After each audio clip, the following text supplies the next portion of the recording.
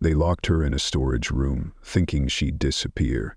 But hours later, she walked out, straight into the spotlight, claiming the role they had handed to someone else. Sloan Whitmore didn't just survive, she came back, and this time, the world had no choice but to listen. The shimmering crystal lights of the Eton Club reflected off champagne flutes as if celebrating something, only it wasn't Sloan Whitmore's presence. She stood in the opulent penthouse where expensive perfume mingled with ambition in the air, and no one truly saw her, no one except Tinsley Bloom. The blonde with a sugar-coated smile and razor-sharp teeth glided in as if she owned the place. The light from Tinsley's diamond earrings caught Sloane's eyes, a reminder of who was the star of tonight's performance. "Oh, Sloan, aren't you tired of playing the servant?" Tinsley's voice carried just loud enough for the room to notice. Giggles sliced through the air, cutting into Sloane's pride. Men with drinks in hand, women with eyes like cold blades, all regarded Sloan as cheap entertainment. She clenched her jaw, her smile fixed, pouring wine for an investor whose gaze lingered on her like she was the final dessert at this feast of power. Sloan said nothing. Her eyes dropped to the floor, each laugh a blade grazing her skin. At 21, she was softly beautiful, with long, dark brown hair and eyes that held a silent fire. But tonight, she felt like a shadow, the Van Dorn Langston clan. Her blood family that had once rejected her had cast her in the role of a decorative wine pourer. And as always, she played it silently. No demands, no flourish, just a nameless presence in a glittering world that wasn't hers. She needed air, a quiet corner, anything free of fake perfume and genuine contempt. She hurried down the hallway, her footsteps echoing on the marble floor, stirring memories of Missouri nights when she stood on the steps of an old trailer, letting the cold sting her face to remind herself she was alive. Back then, she read borrowed scripts under dim light, mouthing lines with hope lodged in her throat. No one believed in her dreams, not her foster parents, not her teachers, not the social worker who said, "Acting's just daydreaming, little girl." But she believed, and sometimes belief was enough to keep going. "Sloan, where are you off to?" A voice sharp as nails on glass rang out from behind.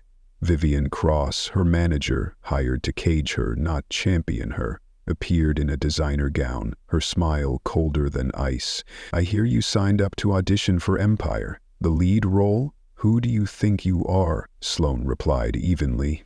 "Aren't you managing my career, not Tinsley's?"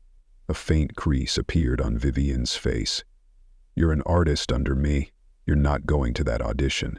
That role belongs to Tinsley Bloom. The Carter Group invested $15 million. You think you can just waltz in?" Sloan didn't fight back. She only asked softly, "If the role's already hers, why are you so afraid of me?" The words cut through Vivian's mask like a knife. No scream, no punch. Just a look of cold fire, a dangerous calm, and then a slight nod. A signal. 2 guards emerged from the shadows, seizing Sloane's arms, bruising her skin. They dragged her away before she could look back. Her script slipped from her purse, pages scattering like fragments of a dream being crushed. Vivian bent down, stepping on one. Trash. And then, as if rehearsed, they shoved Sloan up the stairs to the rooftop, into a small room where every sound was trapped with her. The door slammed shut. The lock turned. Darkness swallowed the space. Sloan Whitmore didn't scream, didn't beg. She sank onto the cold floor, her expensive dress catching on rough brick. She closed her eyes, inhaled, exhaled, and began counting seconds as if rehearsing lines. This wasn't the end. This was the opening line of a role no one expected her to claim. The dark room where Sloan Whitmore was confined was so narrow she couldn't stretch her legs. The smell of dust and rusted iron seeped into her lungs with every deep breath. But amidst the cold walls and rough tiled floor, memories surged, vivid and alive as if they were from yesterday. Missouri, the first winter she could recall. The trailer's floor trembled with her foster father's angry steps. Little Sloan, curled up in the kitchen, clutched a borrowed script from the school library. Its pages were torn at the edges, words blurred by sweat and tears, but she read on. She whispered the lines of a nameless character. That was her first performance. No audience, no stage lights, just the flickering fluorescent bulb and the sound of survival. They called her a troubled child, different, defiant, not like them. Her dark hair, distant eyes, and silent demeanor unnerved the adults. But she knew she didn't belong there. Something in her blood, in her bones, told her she was born to tell stories, not to be silenced. Then came a car accident, a DNA test, a name stripped from Tinsley Bloom and returned to Sloan Whitmore. But that truth wasn't a gateway to paradise. It was a sentence. On her first day at the Van Doren Langston mansion, Sloan was 16, clutching a faded fabric suitcase, her eyes still tinged with faint hope. But Cecilia Van Doren, the mother she'd dreamed of in fleeting moments of sleep, glanced at her and turned away. "You're not my daughter." Her voice was so cold it silenced the house without a shout. Everett Langston, her biological father, stood nearby adjusting his suit collar, muttering, "Bad blood." From the staircase, Tinsley Bloom looked down, her lips curling into a smile just polite enough, just venomous enough. That night, Sloan eavesdropped through a crack in the parlor door. They were plotting how to keep her out of the spotlight, how to control the media, how to place her under Vivian Cross, a woman skilled at quietly strangling others' dreams. Sloan didn't cry. She just sat in silence, face buried in a pristine pillow that carried no trace of warmth. The luxurious room felt like a sterile gallery. No photos, no hint of affection. From that day, every door opened only halfway for her. Sloan's presence was an inconvenience, so they kept her as a backup card. Tinsley became the legitimate Carter in the press's eyes. They wrote of her as the jewel of the dynasty. Sloan was only mentioned when a scandal needed a scapegoat. The imposter, the illegitimate child, the fake golden girl. She read each line in silence, repeating them in her mind as if rehearsing for a villain no one wanted to play. But in that rejection she realized something. The more they tried to bury her, the deeper her roots would grow. This time the role in Empire wasn't just a part, it was defiance. A chance to say what no one had given her permission to say, "I'm here, I'm real." But even that they tried to rip from her grasp. Vivian Cross wanted her gone. Tinsley Bloom pulled strings like a stage queen. And Cecilia, who should have opened her arms, was the first to slam the door. In the cold, dark storage room, Sloan leaned her head against the wall, her hand clutching a scrap of script that had fallen to the floor. She whispered lines, not for the role, but for herself. "I wasn't born to be silent." She didn't scream, didn't cry. She prepared, like someone who knew she wasn't a victim, but a survivor waiting for the stage to be hers. She didn't know how long she'd been locked in that room. No windows, no clock, only the steady rhythm of her breathing and the uneven pulse of her heart to measure time. Sloan Whitmore sat still as stone, her back against the cold wall, her crumpled evening gown pooling around her, head tilted back, eyes half closed. Others might have screamed, cried, or pounded the door until their voice gave out, but not her. She knew noise would only hand them another victory. In the darkness, she rehearsed General Mara's lines, the exiled female general who spoke the truth. Each whispered word was a sharpened dagger, a piece of armor she donned. If no one would give her a chance, she'd forge her own weapons. Footsteps echoed outside, soft, deliberate. Then the sound of a lock turning, the door creaked open, and a sliver of cold rooftop light spilled in, outlining a tall man, his posture a sharp line between the chaos and calm. "Are you okay?" His voice was low, direct, no haste, no pity, just an invitation. Sloan blinked. "I've had breezier nights," she replied, her tone dry but not sharp. The man stepped into the light, revealing his face. Cassian Vale, CEO of Vale Tech, a name tied to finance headlines, not film stages. He looked at her as if he saw past the mask the world had forced on her. No judgment, no scrutiny, just one person recognizing another. "No signal on the rooftop," Cassian said, holding up his phone as an oddly misplaced explanation. "I came to check. Heard something strange. Didn't expect a person." He scanned the room like it was a cell under inspection. "Who did this?" Sloan shook her head. "Doesn't matter. I need to get to an audition.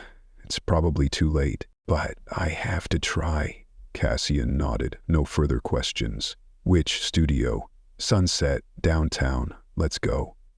He didn't ask why, didn't demand explanations, didn't need thanks. He just cleared the path. The black sedan sliced through Manhattan's traffic like a clean cut through chaotic fabric. Inside, Cassian kept his eyes on the road, glancing at her only occasionally. "You don't seem like someone who is locked up all night. No panic, no tears." "I'm not most people," Sloan replied lightly. The answer tugged at the corner of his mouth, as if he'd filed away a crucial detail. "What's the role?" "General Mara, not the lead, but the one I chose." Cassian didn't pry further. The silence between them wasn't heavy but respectful. He didn't try to diminish her to feel stronger. He wasn't a hero, and she didn't need saving. When the car pulled up to Sunset Studios, dawn was breaking. The first light of day hit the stark white walls of the soundstage, making them look both cold and promising. Cassian opened the car door, breezed past security, flashing an ID. Within minutes, the gate swung open. No one questioned him. For someone like him, power was a passport. But as she stepped through, the eyes of onlookers went to him, not her. Once, that would have stung Sloan. Not today. Today, he was just the one opening the door. She was the one walking through. "You'll do it," Cassian said, his voice calm but certain. It wasn't encouragement. It was a prediction. Sloan Whitmore nodded, not looking back, and strode deeper into the corridor of light and skepticism. She wasn't sure if the audition was still open. She wasn't sure anyone would let her read. But one thing she knew, if there was even a crack in that glittering gate, she'd slip through it, with everything she'd endured to get here. This wasn't luck. This was her last chance to show the world who she really was. As Sloan Whitmore stepped into the main lobby of Sunset Studios, she felt the weight of judgmental eyes piercing through her thin veneer. Her black dress was crumpled, her hair disheveled by the wind, her high heels scuffed at the soles. She didn't look like an actress auditioning for a multi-million-dollar blockbuster. She looked like someone who'd just escaped a storm and somehow still stood. An assistant whispered, "Who's that?" Another smirked. Some latecomer, probably begging for a minor role. Sloan didn't respond. She walked straight, her gaze locked on the door where the producers were preparing to leave. Silas Montgomery, the director of Empire, was already standing. Aurora Thorne, the head writer, was packing her notebook. "I'm sorry," Sloan said, her voice clear but unhurried. "I'm Sloan Whitmore, here to audition for General Mara. I know I'm late, but if I may, please give me a chance." A few glances darted between the crew, hesitant, slightly confused. A producer muttered, "That's the girl from the swap scandal? The real Carter?" Silas sighed. "We've cast the role, no time." But Aurora narrowed her eyes, studying Sloan. "You didn't pick Empress Kalia like everyone else?" "No," Sloan replied, her tone steady. "Mara's the role I'm here for."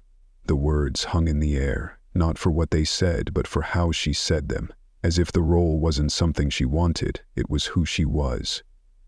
Seconds later, the door opened. Sloan stepped into the audition room. Harsh golden lights hit her face, exposing every smudge of dirt on her dress, every stray strand of hair, every sign she didn't belong in this polished world. A cameraman snickered. "Thrift store princess." An assistant smirked. "She probably thinks this is a cough syrup ad casting." Sloan stood still. Not a word of defense escaped her. She only lifted her chin slightly, just enough to turn endurance into a declaration. The audition scene was Mara's trial. General Mara, accused of treason by the court she'd risked her life to protect. Sloan inhaled, closed her eyes, and when she opened them, she was no longer herself. Her voice was low, rich, unwavering.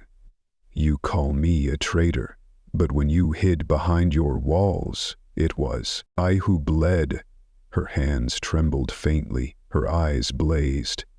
"Take my honor, take my title, my name, but the truth, not one of you can touch it." She paused. Silence. The lights didn't shift, but the room felt smaller. No one moved, no one coughed. There was only one undeniable truth, as clear as a breath after pain. Sloan Whitmore didn't act, she lived. When the scene ended, Sloan dipped her head slightly.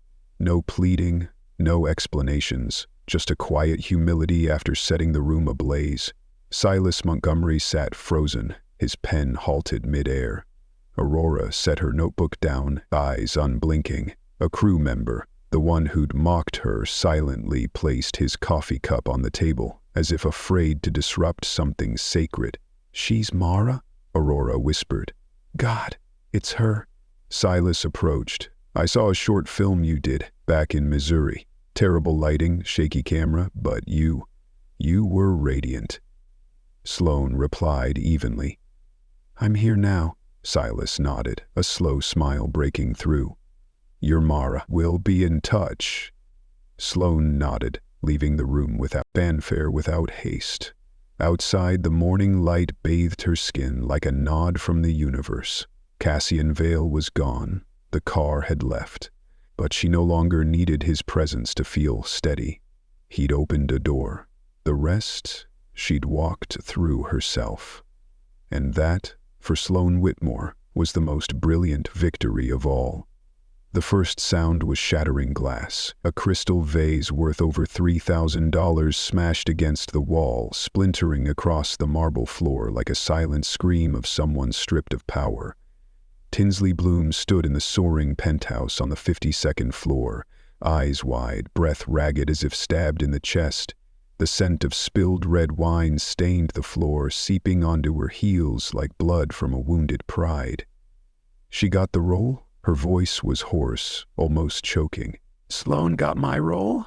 No one dared answer. Even Rowan Chase, her ever-compliant assistant, stood frozen at the door, eyes radiating primal fear. Tinsley paced like a caged animal. Her heels struck the marble with each step, sharp as gunshots in the air. She'd rehearsed her smile, her walk, her lines for Empress Callia for 3 months. Or at least she'd prepared enough to stride into the casting in a sponsored haute couture gown, making everyone else look like background actors. But Sloan Whitmore had torn that script apart. A girl locked in a cold storage room in a crumpled dress with tangled hair had walked out and been chosen. Not because of a campaign, not because of a name, but because of raw ability. And that enraged Tinsley more than any humiliation ever could. She snatched her phone from the table, dialing swiftly. Her voice dripped like poisoned syrup. "Delilah Hart, I need an article by tomorrow morning. The crazed swap child story, got it? She threatened to kill me, stalked the film crew, said I stole her life." The voice on the other end murmured agreement as always. "I'll send backstage photos," Tinsley added, still in that venomous tone. "Some expressions that look unhinged. The crazier the better." She hung up, eyes still red, but a smile crept back, not the one for cameras, but the kind that had ended careers with a single article. She turned to Vivian Cross, who'd just entered, her face ashen. "You said she wouldn't make it?" I had her locked up. I don't know how." "I don't care how," Tinsley roared, her face inches from Vivian's. "I told you to erase her, not cage her like a dog." Vivian tried to stay composed, but failed. "It's just a supporting role, Tinsley. You're still the lead. Callia is the soul of the film, and Mara is just a shadow," Tinsley cut in. "A shadow every paper is praising." She stepped to the mirror, reapplying smudged lipstick from her outburst. In the reflection, she saw a queen with a trembling throne. And somewhere out there, a girl had emerged from the dark, needing no spotlight, no backing, and stolen the glow. Sloan Whitmore thinks she can rise on talent.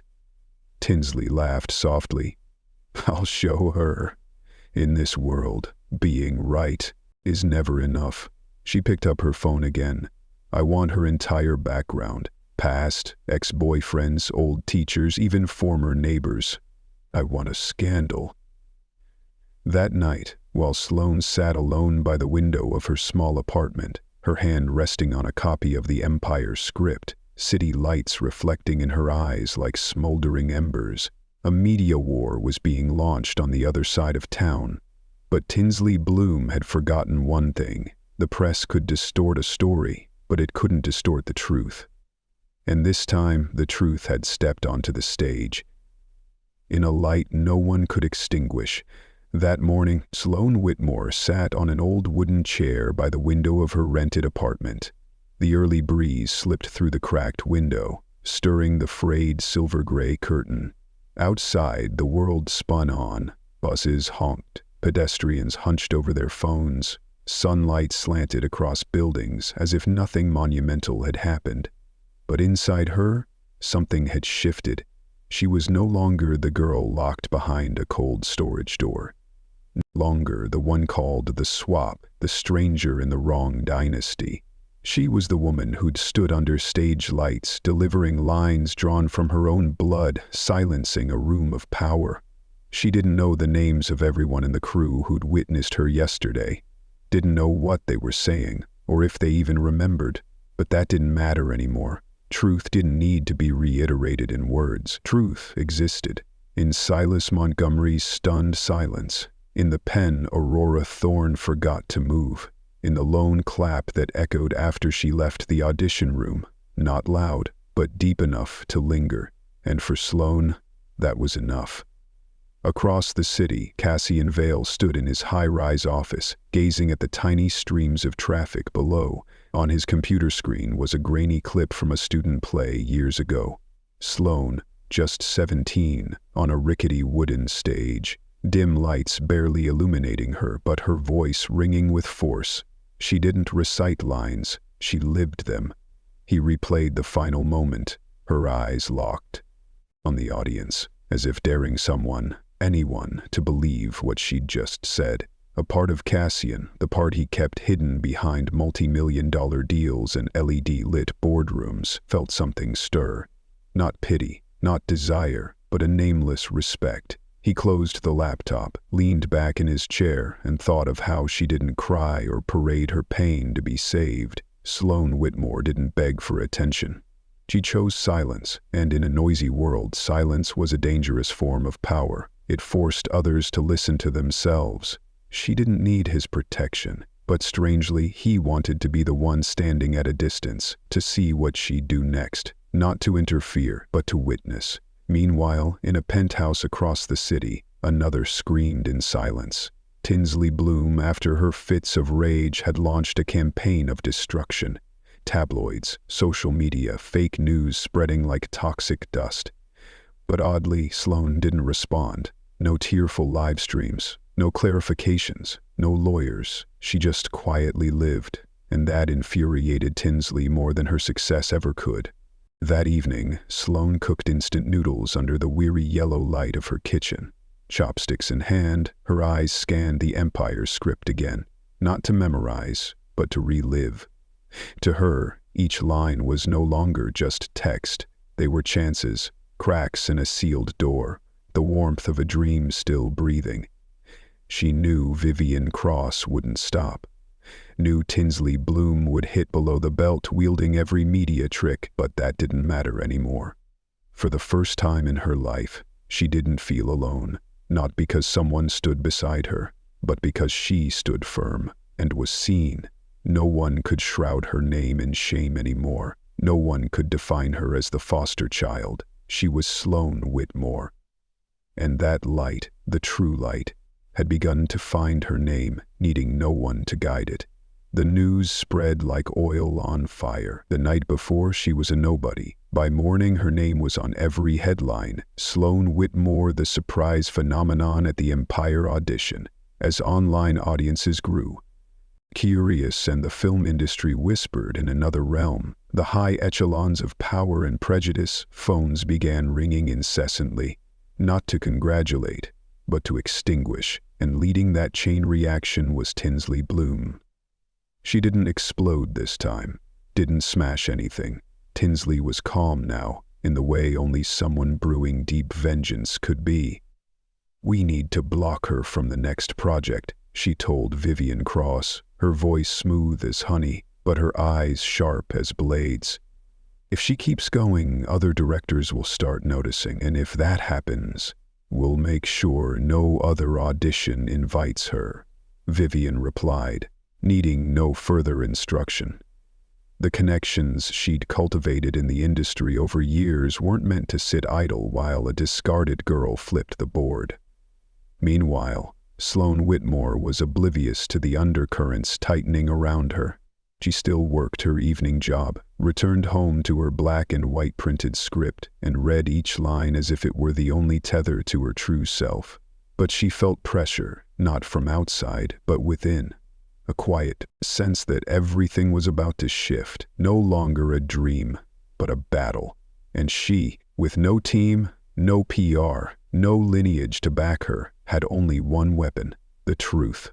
At the same time, Aurora Thorne had sent Sloan's audition tape to another director she knew. No fanfare, no strings, just an email with a simple note: "She's the real thing."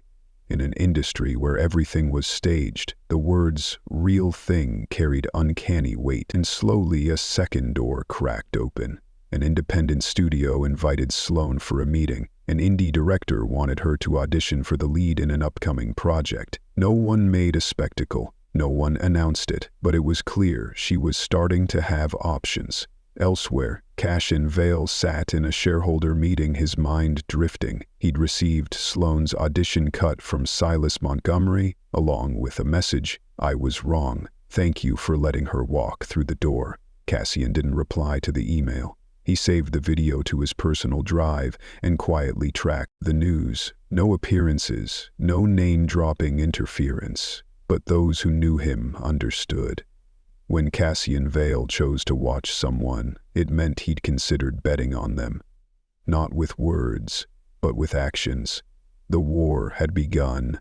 No declarations, no banners, no side raising a flag, but everyone knew. The press split in two. One side tore Sloan apart, calling her an opportunist, a troubled child, a fake Carter. The other, quieter but unmistakable, began speaking of real talent, a transformation, a new voice in the wave of independent actresses. And amidst those undercurrents, Sloan Whitmore maintained a steady stride. She didn't chase the spotlight, didn't clap back online, didn't play the victim. She was playing a different game, one she hadn't invented but would redefine, not with scandal, but with how she existed, resilient, quiet, undeniable. And for the first time, people began to wonder, had they been wrong about her all along, or were they the ones playing imposters in the real story? In the cramped meeting room of a top digital news outlet, Delilah Hart set her coffee down and opened a draft article with a bold headline: "Sloan Whitmore, the swap girl and her life's performance." Reporters gathered around, nodding, anticipating a clickbait explosion. But what they didn't know was this: the era of gossip was weakening, and readers, once quick to throw stones, were starting to question their own fingers.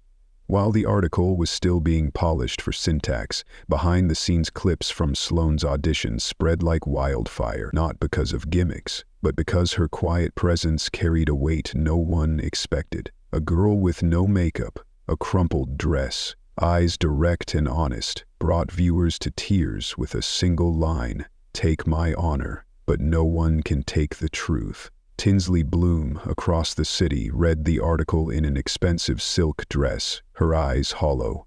Her media campaigns had toppled countless young stars, but Sloan Whitmore didn't crumble. She didn't retaliate, didn't justify, and that silence made the public listen to her more. Tinsley tossed her phone onto the sofa, leaning back as if control had slipped from her grasp. She didn't understand.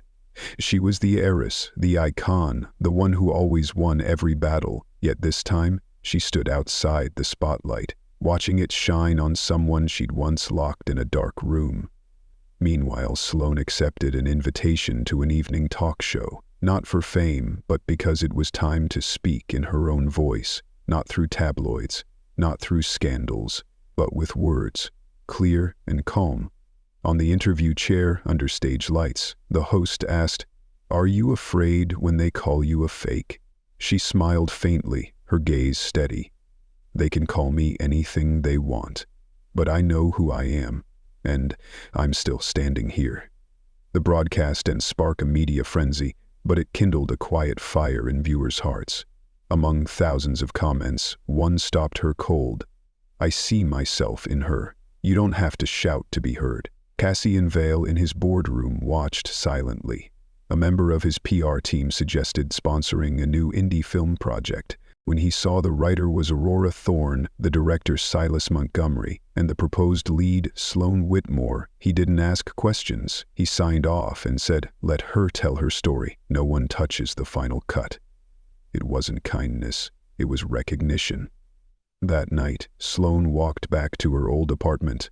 No entourage, no paparazzi, just steady steps and streetlights reflecting on rain-slicked pavement. She was still herself, the one who'd been locked away, slandered, rejected. But she was no longer a shadow. She was a flame once doused, now burning again, quiet but certain. Standing before the mirror in her small apartment, she didn't see a victim. She saw a survivor. Someone who'd walked through layers of ash to reclaim her name, and for the first time when she whispered, "I'm Sloan Whitmore," she didn't need to prove it to anyone but herself. This wasn't the end. It was the first chapter written in her own hand. What came next, no one knew for sure. But one thing was clear: when a woman who'd been silent too long finally spoke, the world had no choice but to listen. The story of Sloan Whitmore reminds us that quiet resilience can shatter even the deepest prejudice. Thank you for joining us on Millionaire and Hard Stories. See you in the next journey where truth always finds its voice.